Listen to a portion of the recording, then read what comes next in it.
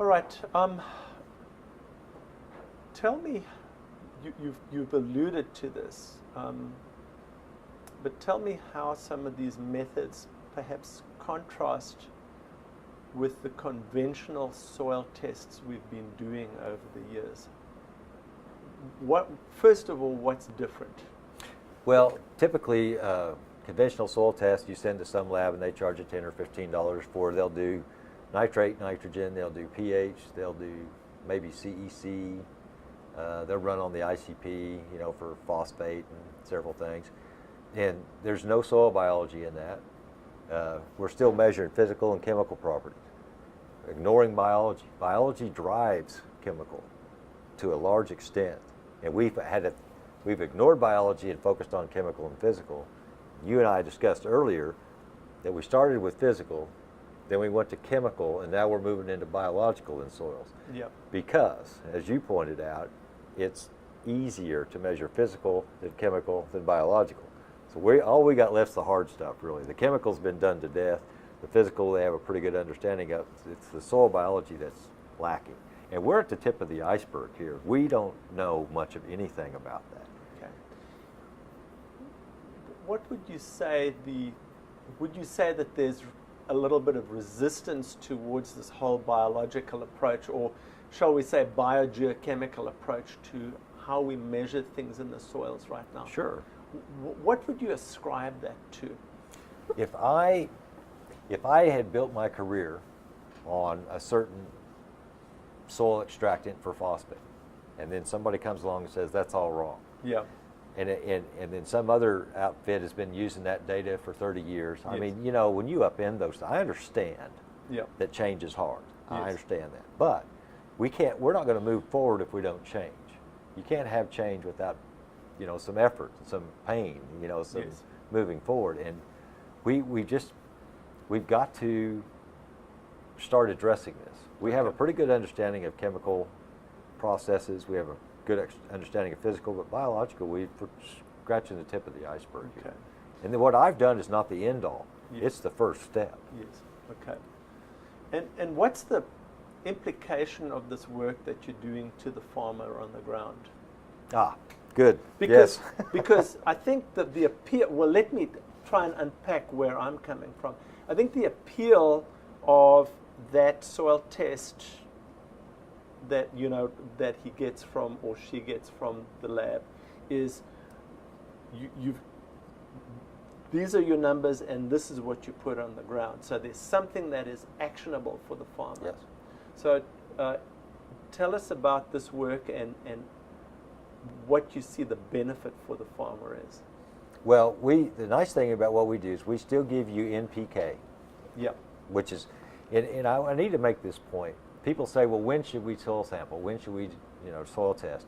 When you need to know something. That's my answer. Why are we soil testing? People forget that question. We're soil testing to see what nutrients are in the soil that we don't have to buy to apply. Right.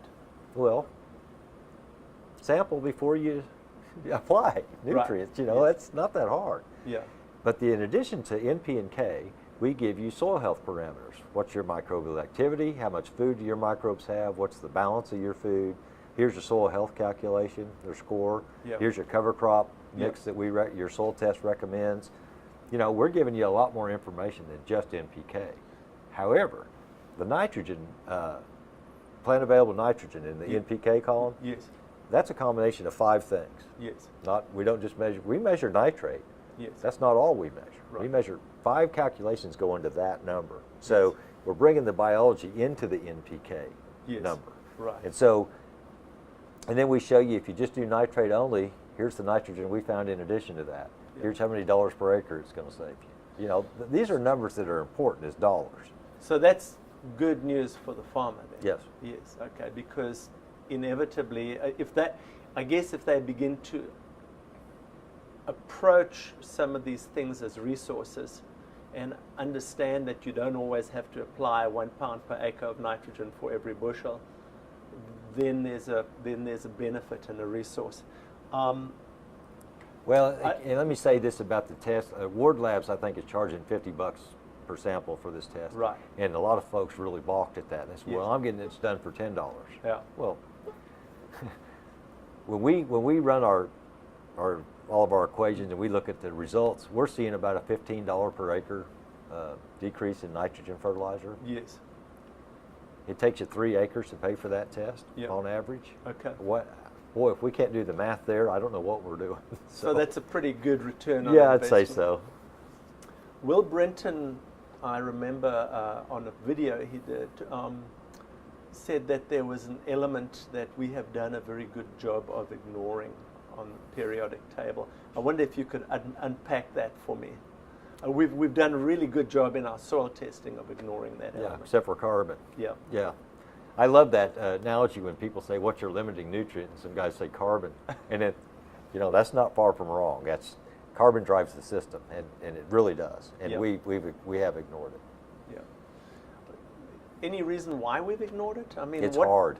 It's hard. It's hard to do. Well, for example, when we started doing all these respiration studies, and we started realizing we're getting all these different soil moisture contents in the lab. This is in grad school now.